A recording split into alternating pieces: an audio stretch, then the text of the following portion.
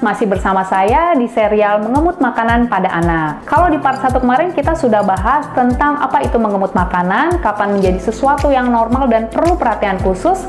Kali ini saya akan bahas tentang penyebab gangguan mengemut makanan dari sisi gangguan sensori. Pernah lihat gak anak yang seolah nggak sadar kalau masih ada makanan di dalam mulut? Atau anak yang menolak makanan karena katanya nggak enak di lidah?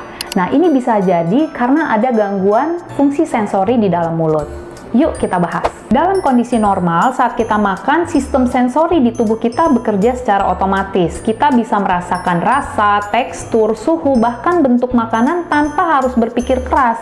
Karena otak langsung memproses semua informasi itu dan memberikan respon yang sesuai, seperti mengunyah, menelan, atau menolak makanan yang terlalu panas. Tapi, pada anak dengan gangguan sensori, proses ini tidak berjalan sebagaimana mestinya. Jadi, anak tidak mampu untuk memaknai respon stimulus sensorik yang ada di dalam mulutnya. Akibatnya, anak tidak tahu kalau ada makanan di dalam mulut atau sebaliknya, mereka tidak nyaman dengan tekstur makanan tertentu. Secara umum, gangguan sensori yang mempengaruhi proses makan pada anak ada dua jenis, yaitu hiposensitif, kurang peka terhadap rangsangan, atau hipersensitif, terlalu peka terhadap rangsangan. Keduanya ini bisa membuat mengemut makanan pada anak, tapi dengan alasan yang berbeda. Yuk kita bahas satu-satu. Pertama, hiposensitivitas. Kondisi ini terjadi saat ambang batas sensori yang meningkat, jadi sistem saraf hanya memproses sebagian kecil dari informasi yang diterima. Akibatnya, anak kurang bisa merasakan makanan di mulut. Nah, anak yang hiposensitif ini biasanya kurang bisa merasakan rasa makanan yang lembut atau hambar, tidak sadar masih ada sisa makanan di dalam mulut, atau mengemut makanan karena dengan menahan makanan di mulut, mereka sebenarnya sedang mencari input sensorik tambahan. Bayangkan, mereka menahan makanan supaya mulutnya mendapat sensasi lebih banyak. Jadi mengemut ini adalah bentuk kompensasi terhadap kurangnya rangsangan. Anak hiposensitivitas seperti ini juga sering menyukai makanan dengan rasa yang kuat, menghindari makanan dengan beragam tekstur, terlihat messy eater, mouth stuffing, pot pocketing, sehingga berisiko untuk terjadinya tersedak. Kadang ngiler berlebihan meski sudah lewat fase tumbuh gigi.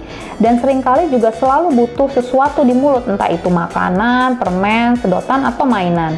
Semua itu adalah tanda-tanda bahwa anak mengalami hiporeaksi sensori oral, alias mulutnya tidak cukup sensitif terhadap rangsangan. Pada anak dengan tonus postural yang lemah atau penggunaan obat anti kejang dosis tinggi akan menyebabkan penurunan respon sensori, sehingga reaksi terhadap makanan pun menjadi lebih lambat. Jadi, kalau anak tidak sadar kalau masih ada makanan di dalam mulutnya, hiposensitivitas sensori oral bisa menjadi penyebabnya. Nah, sebaliknya, anak yang terlalu sensitif terhadap rangsangan disebut dengan hipersensitivitas sensori oral. Pada kondisi ini, anak mengalami sensory defensiveness, di mana anak memberikan reaksi yang berlebihan terhadap rasa, tekstur, ataupun bau makanan. Jadi, mereka bisa tampak marah, cemas, dan menangis ketika disodorkan makanan jenis tertentu. Tanda-tanda anak dengan hipersensitivitas oral antara lain: 1. Tidak suka disikat giginya atau wajahnya dibasuh. 2. Hanya mau makanan beberapa jenis makanan saja. 3. Menghindari makanan dengan tekstur kombinasi seperti nasi dengan lauk berkuah. Yang 4. Membersihkan sendok dengan gigi, bukan bibir.